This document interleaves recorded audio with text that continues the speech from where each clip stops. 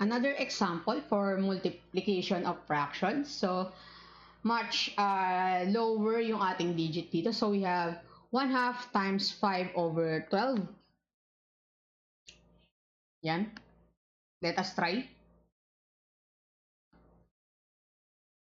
So, wala tayong gagawing improper fraction dito kasi hindi naman to naka-mixed number.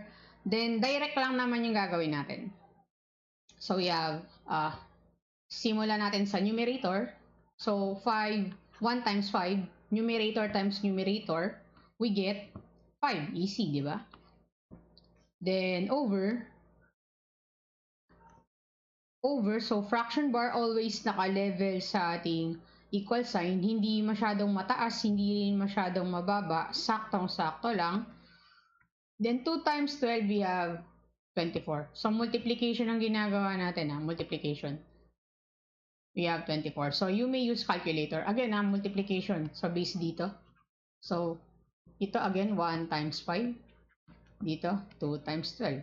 We get 5 here, we get 12 here. And observe kung pwede nyong i-lowest term. Pwede nyo i-check. Halimbawa, 5 times 1. Yan. Mayroon bang magkatulad na number? Wala. Check natin. 24, 2 times 12. 2 times 6.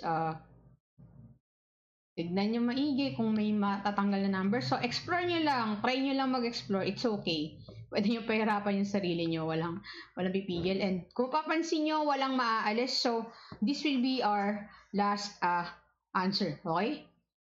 So, that's it.